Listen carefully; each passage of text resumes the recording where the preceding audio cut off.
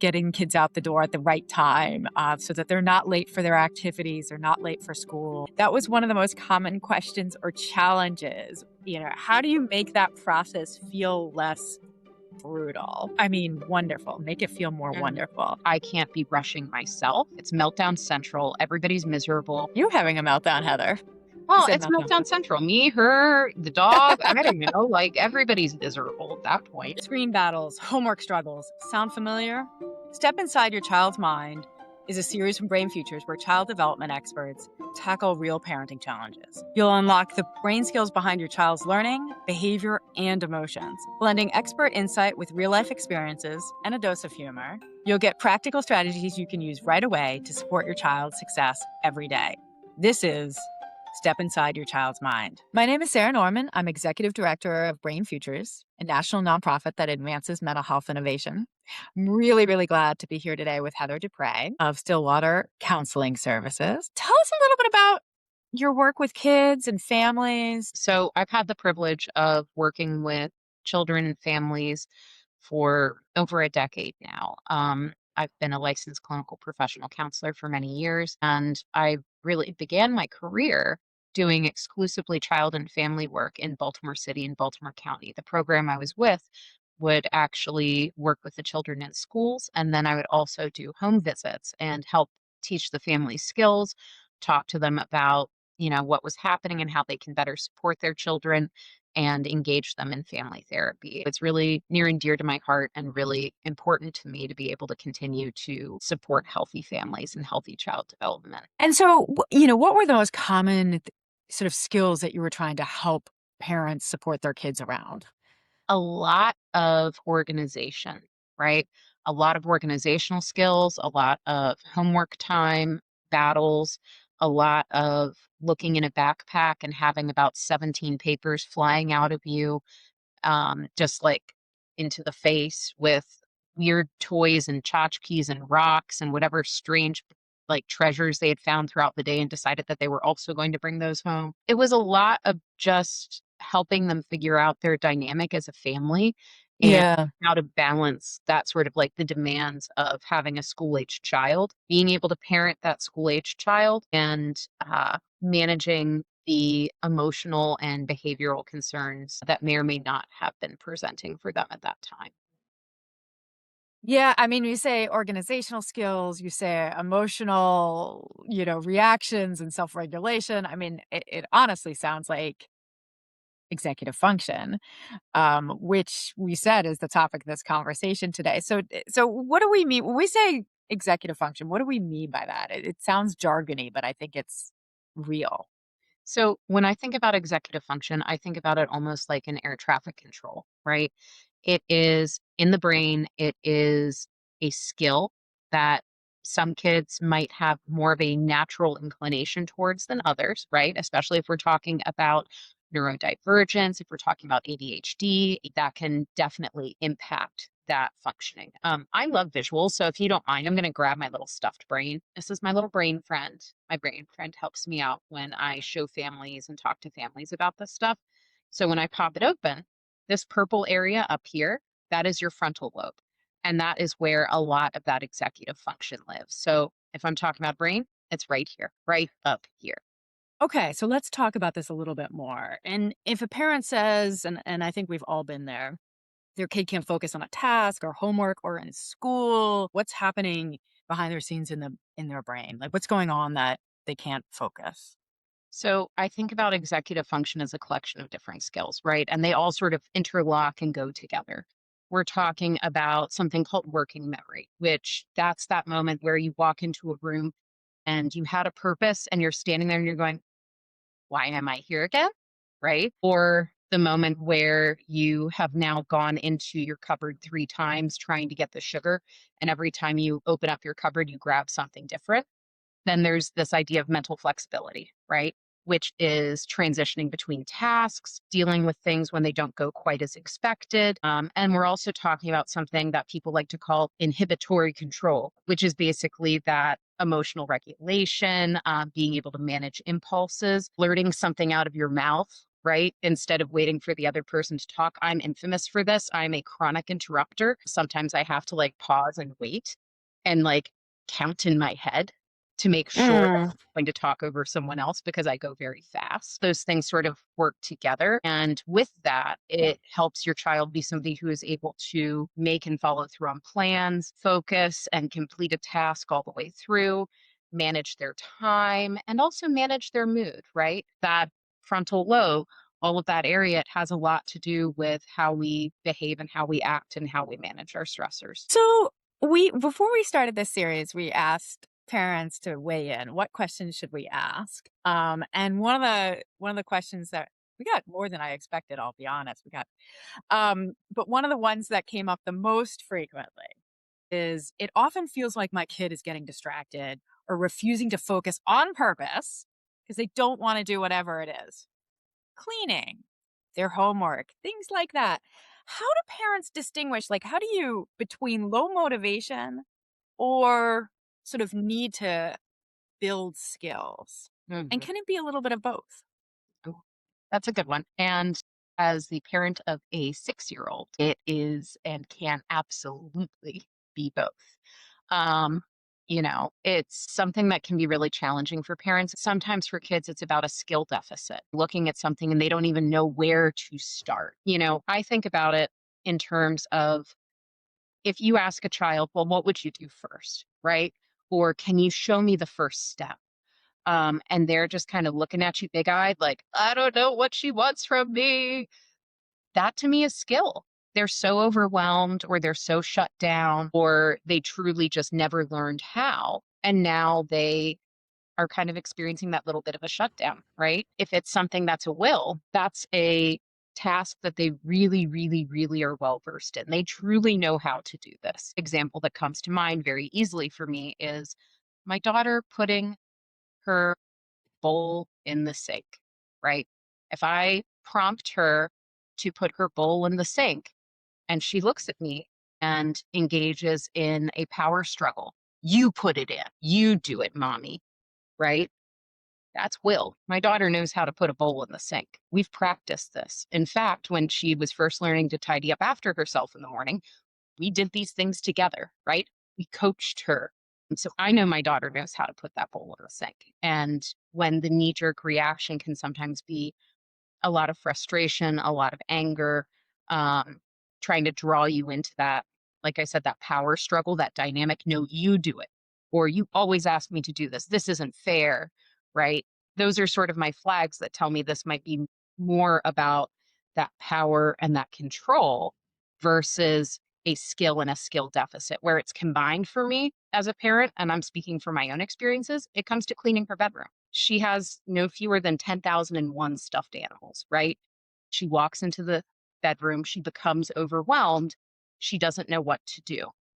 And this might look like freezing sometimes, but also it can look like, you do it, mommy, or I don't want to, or no, right? And that's when I think it's really for me a combination of the two. She does not have the skills yet to look at a large task and independently break it down and make it bite sized and manageable. So there is a skill deficit, right?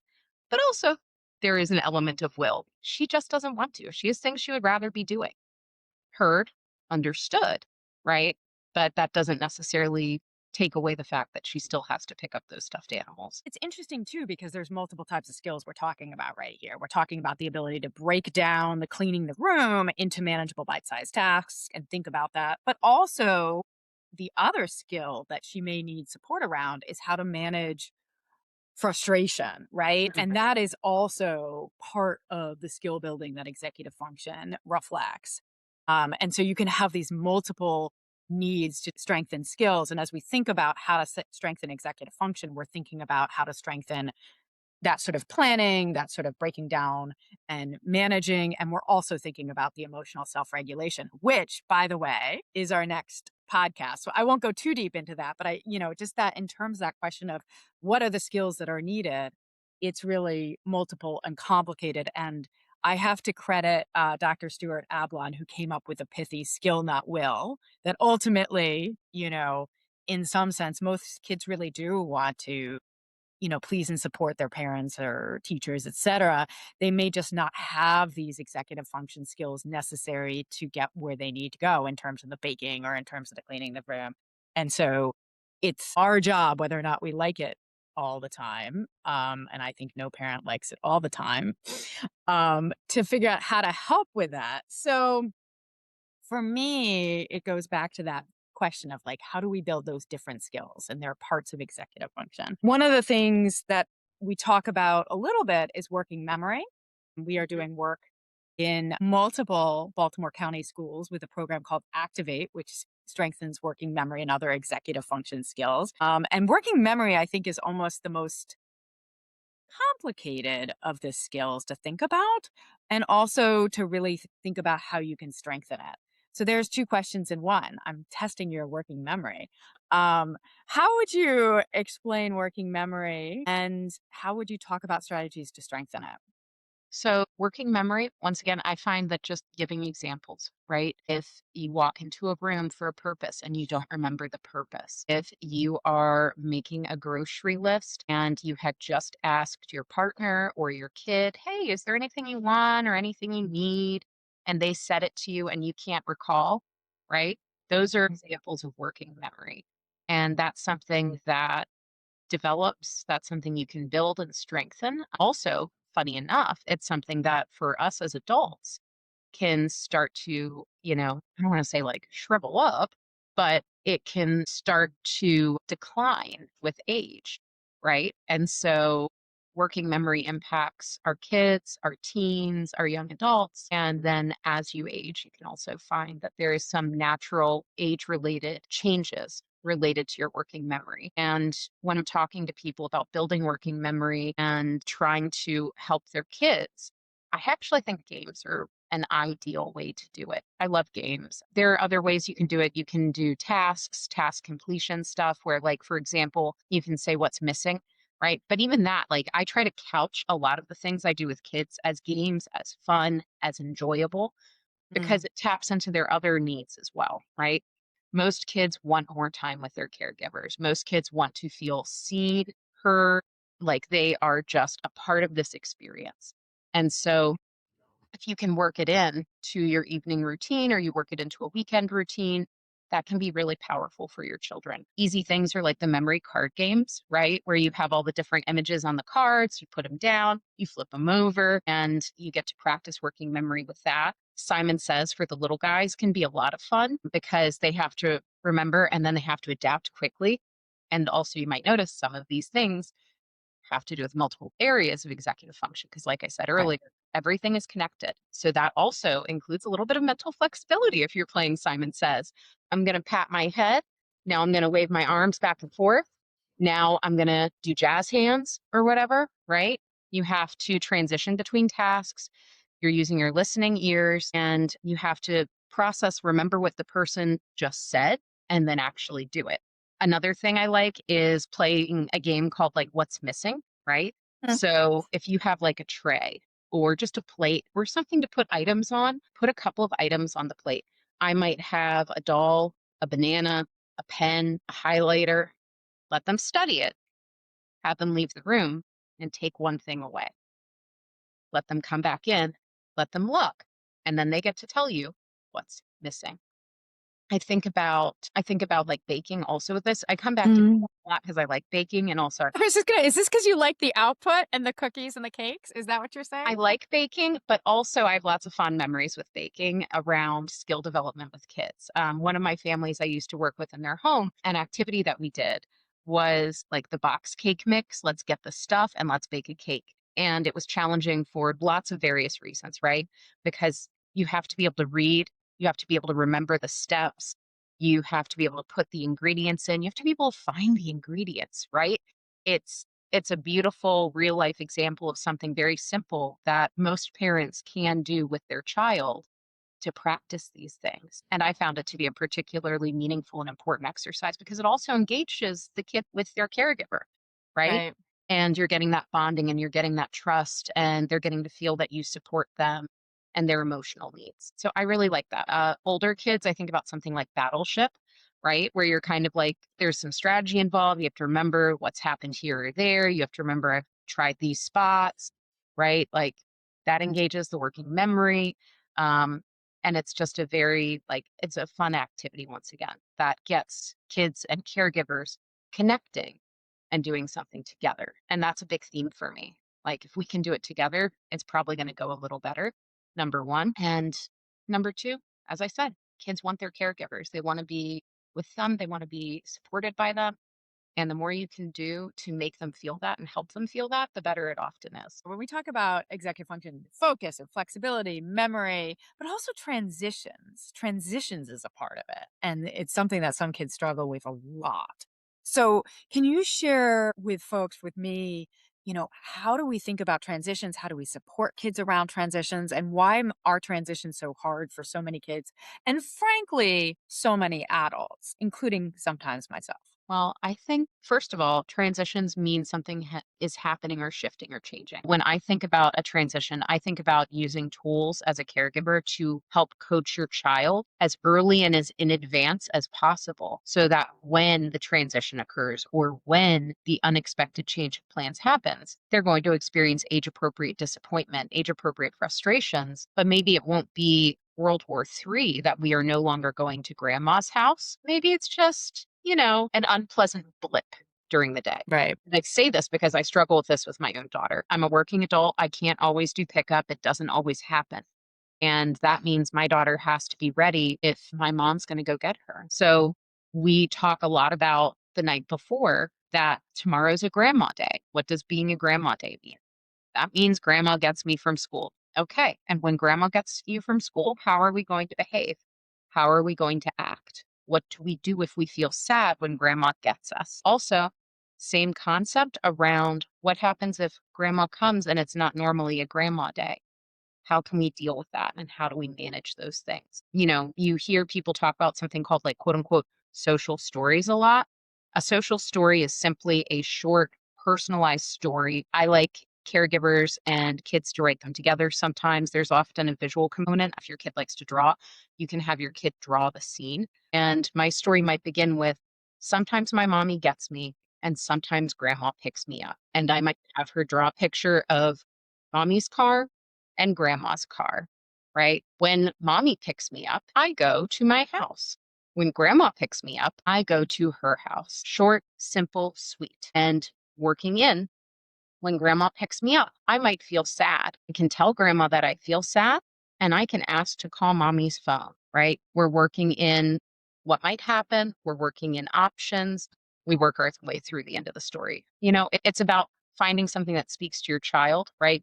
The social story might be great for my kid. It might not be great for somebody else's, but there are lots of other options. Speaking of options, I mean, one of the things that I found incredibly helpful is using books as a way to sort of help kids learn skills, but also to, think about different transitions. And are there any particular books that you use regularly that you particularly love? So I have a couple of books that I really love. There are lots of really, really, really good kids books out there.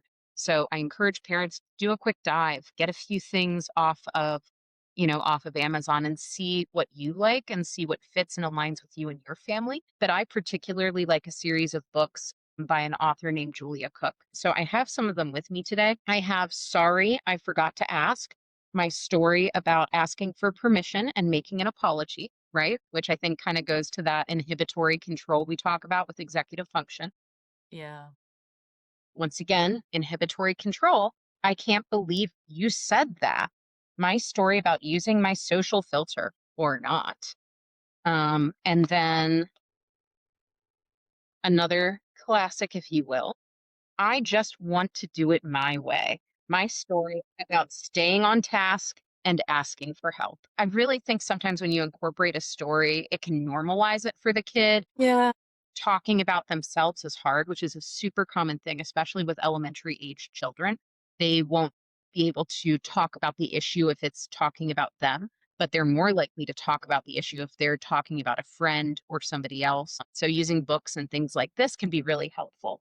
Also, I really like The Way I Feel by Shanann Kane. You can tell right here, this has had a lot of them over the years, and The Way I Act. And these are books sometimes be nice just for helping your kid build their vocabulary around expressing themselves in terms of behaviors and emotions and things like that. Because if they have the words for it, it can be really helpful. Depending on their age, also, if they're not a social story person, but they're a little play person, you guys can act things out, right? You can bring the dolls in and you can act out what happens when grandma shows up to get you from school, right? And you and your child can engage in play, but you can also engage in talking about what adaptive ways might behoove them to respond to the situation. It's funny, my son was never into dolls, but I can imagine doing that with the dinosaurs that he was so into, especially. It doesn't need to be a doll. It can be your dino, it can be your stuffy, your squishmallow. You use the thing that speaks to your child because every child is different. And if nothing else, in my years of work, I've learned that meeting a kid where they're at is essential, and parenting the child you have is essential, right? Not the child you wish they would be or that you want them to be. Parent the child you have, where they're at developmentally, where they're at behaviorally.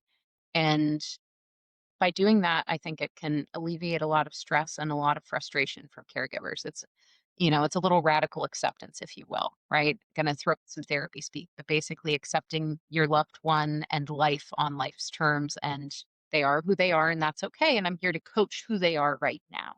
That's a beautiful, beautiful message that is wonderful aspiration that I think we all fail to live up to every day, but I'll try a little bit harder. How about that? Well, it's so funny, Sarah, because you talk about this idea of failure. And the fact of the matter is, the more comfortable parents get with the fact that they are going to mess this up and they are going to fail, frankly, the better. Like, I think people get really hard on themselves and then they just give up, or they just stop, or they say, if I can't do this 5 days a week, Monday through Friday with my child, there is no point, right? I've talked about inches, not miles in other ways, like when we were talking about scaffolding, but it's inches, not miles. If you can just commit to a routine 1 or 2 days a week, that's amazing. If you end up trying the routine all 5 days a week and 4 out of 5 days end in tears, good job, you tried. Kudos. If you keep trying, maybe next week will be 2 out of 3, 2 out of 5, right? And you just slowly build towards what you want. And when people are really hard on themselves, when people have unrealistic expectations for themselves, they can become it can be very negative. They can give up. They can say, why bother? Right. But the reality is, every little thing you do is important. It counts and it matters. And even if we mess it up or get it wrong, that's okay. Right. Because we're also modeling for our kids, what does it mean to not always get it right? And how do we respond to that ourselves? Last time we talked, you mentioned this term scaffolding, and I kind of like it because I think it's a helpful thing to think about. I'm a visual person too, and it's sort of like the building and the scaffolds around the building. And how do you use scaffolding to strengthen executive function skills? Because I think you want to think about how it progresses from maybe they're really struggling with it to they're doing a little bit better, et cetera, et cetera. How do you use scaffolding to sort of advance their skills? I actually referenced scaffolding a little bit earlier when I talked about my daughter putting her bowl in the sink, right? And how we worked on that together and I taught her that skill, right? The first time I asked my daughter to put her bowl in the sink, I basically did the task for her. I had her do little tiny pieces of the task. So that way she could experience a feeling of success. She could get that enjoyment, that positive motivation from it. And then she could see me completing the rest of the task. And then as she became more independent, as she became better at the task, I pulled back more and more and more and more until she can independently know in the morning that when I finish my oatmeal or when I finish my cereal, my next job is to stand up, take my bowl, take my spoon, walk to the sink, place it in the bottom sink, not throw it because I only have so many bowls, and rinse it out, dry my hand, and walk away.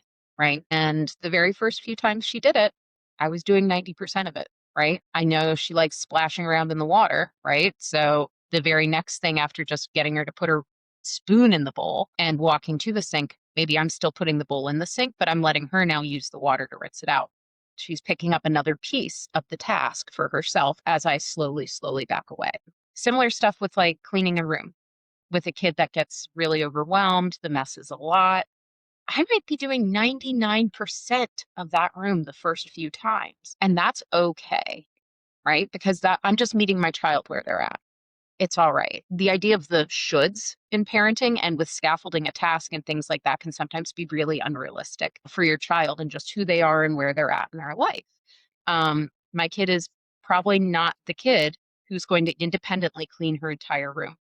So, first few times I'm working with her on this, I'll give her very small tasks that I know she either already knows how to do or are just bite sized enough that it won't be triggering in any way that like kind of brings up that anxiety or that overwhelm, that sort of freeze response that a lot of kids who struggle with executive function can have. And then the next time we do it, I might give her a little bit more. I might say, I need you to put the socks in the sock drawer, not just put your stuffies on the bed. Or I'm going to need you to help me put these shirts on hangers. And we're talking about building a skill. We're building it in inches. We're not building this baby in miles here, right? Small and bite size. I also tell parents if you're going to be training and coaching your kids and trying to help them improve these skills, something that people don't always pay attention to or think about is you really can't ask your kid to be better emotionally regulated, better prepared, and better able to engage in task completion than the caregiver. Right. So the caregiver really needs to be modeling these things. The caregiver really needs to be working their own ability to get through a task, get through an activity. They need to model it for their child as well, not just expect the child to do as I say, not as I do. That's why these conversations are always so both wonderful and painful because you think of those moments when you might have lost just a touch of patience. Not that that ever happens to me. No, I'm sure it never happens to you, Heather. But yes, yes. Don't laugh too hard at me, Heather. So one of the questions we struggle with, and I think every parent struggles with this, is like, how can I tell if the skills my kid has are age appropriate? Right? Like, are they on target? Are they well below? Should I seek help? What are the right expectations that I should have for my child? So how do you figure that out? Like, are they on target? it's nuanced. It truly is a nuanced question, right? Because that range of what we consider developmentally appropriate for a child is very, very, very broad, right? And also, depending on life circumstances, it can look very different. My job as the provider at that point is to, once again, meet your child where they're at and just help them build those skills. But yeah, the range is incredibly wide. And I think really good resources for parents, basic first line of defense, talk to the teacher, right? Establish that communication with that teacher who is able to observe your child and in direct comparison to several peers in the same age range, right? School guidance counselors are also an amazing resource for families. And, also your pediatrician. If you've got a good one, if they know your family well and, you can talk to them about that, right? There are also lots of free resources online. Harvard has an executive function area in their website. So if you Google executive function children Harvard, you will find your way to it. But those are the things that I would normally tell parents to look at. Just to kind of add to that, we did check in with Baltimore County Public School System to say, what would you like us to share? And number one spot they said is really do please outreach to the school counselor who can really connect you with the existing resources in the school. We are part of an initiative that's bringing Activate, which is a cognitive brain training program that strengthens all the skills of youth executive function. And you may find that your kid is a part of that in school, but it's also something you can use at home. But definitely the things that Heather said are wonderful. And we will share the Harvard tool as well as all those others in a follow up to this. One thing I wanted to talk about is getting kids out the door in the morning. Um, I know that, again, going back to our parent questions, that was one of the most common questions or challenges. How do you make that process feel less brutal? I mean, wonderful. Make it feel more Mhm. wonderful. Getting kids out the door at the right time so that they're not late for their activities, they're not late for school. And how do you use that process as a way to build executive function? I love a timer. I love timers. I love using charts. I like having routines, either with words or images or both. I love a good visual prompt, let's be honest. And once again, it comes from the caregiver starting out in a regulated place where they're okay, right? I always try to wake up a little bit before my daughter needs to wake up because I can't be rushing myself and then also pushing her out the door, right? It just Right. doesn't work. It's meltdown central. Everybody's miserable. It just doesn't go well. Now I have an image of you having a meltdown, Heather. You Well, said it's meltdown. meltdown central. Me, her, the dog, I don't know, like everybody's miserable at that point. And so I try to wake up early enough that I can have a cup of coffee, that my contacts are in, that my Mm. teeth are brushed, I'm wearing clothes, you know, like I start from an okay place. And if I can start from an okay place, I can begin prompting her. Kids, let's face it, it's going to take you 3 times as long as you think it will when they are just starting out, or if you have a established routine that isn't going so hot, right? I think it's important to get kid buy-in around it, Mhm. right? Like you might go through with them and talk about these are the things that we need to do in the morning to get you out the door from school. What other things should go on this list? And you might make your list together for their morning chart, right? And that might be brush teeth, get dressed, eat breakfast, zip up backpack, and you try, if you know your kid, you try to eliminate the struggles the night before as best you can, right? You might talk to them about having their clothes picked that evening prior. You might talk to them about what are we going to have for breakfast tomorrow because we don't have time to fight about breakfast tomorrow. So let's talk about it tonight. What would you like for breakfast? Not an open-ended choice, right? Because then you get into some weird stuff. Who knows what they want for breakfast? They might want a cupcake. I'm not doing cupcake breakfast. I'm sorry, kid. Right? But I'm going to offer you, do you want oatmeal? Do you want cereal? Do you want honeydew? Do you want blueberries? Right? I offer age appropriate, reasonable choices. My child gets to pick from those choices. And we go to bed knowing what my child will be having for breakfast tomorrow morning. We go to bed with the clothes already picked out and laid out downstairs. Sometimes there's power struggles in that, even with the best preparation in the morning, right? And then you get into the situation where they're crying because they don't like the shirt or the pants are driving them nuts and things like that. There's no blanketed right or wrong. But I also think that sometimes if it's not going to mess up our day too much or it's not going to create any huge issues for them, I kind of go with like the let them fail occasionally mentality to allow them to experience small real world consequences for their choice. It's having a really well established routine, it's giving yourself Yeah. more time than you think you need. Love a visual prompt, love any kind of buy in you can get from your kid, and using timers. But also, occasionally, let them fail. It's okay. Right. Right. And I do think it's funny because we talk about timers, like timers when kids are little is the universal, Hmm.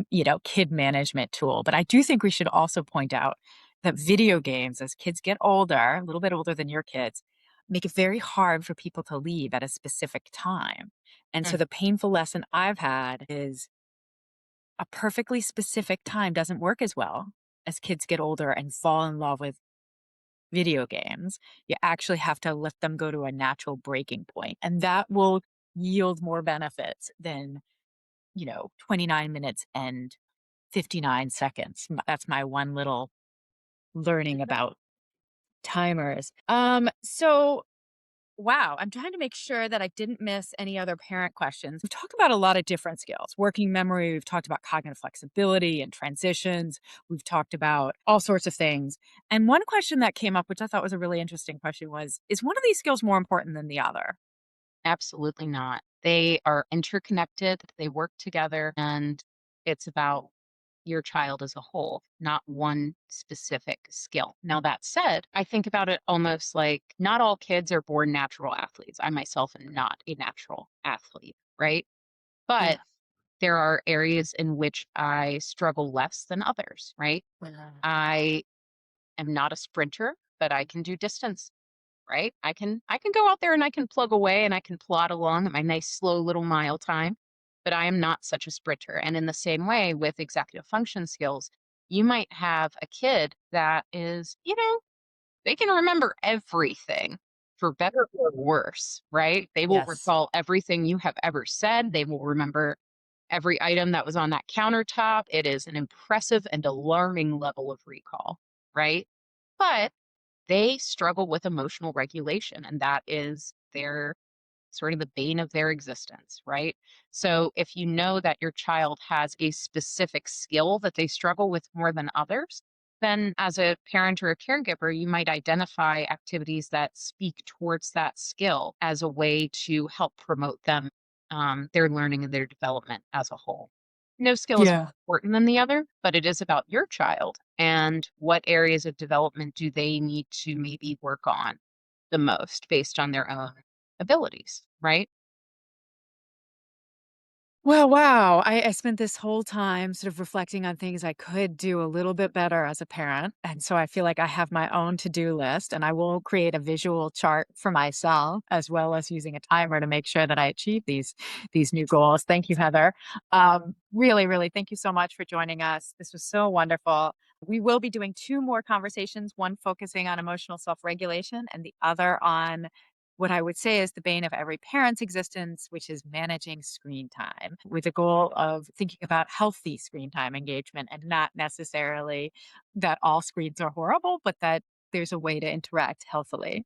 So, just in closing, thank you again, Heather. Really appreciate your time and your thoughts. This conversation series is produced by Brain Futures. We're a national mental health organization which advances innovation by bridging the gap between research and practice.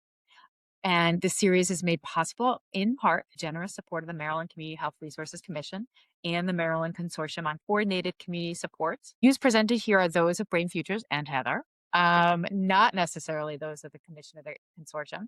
Please join us for all three conversations in this series as part of our work to strengthen youth executive function skills and improve mental health in Maryland Title I schools. Learn more at brainfutures.org. Thank you.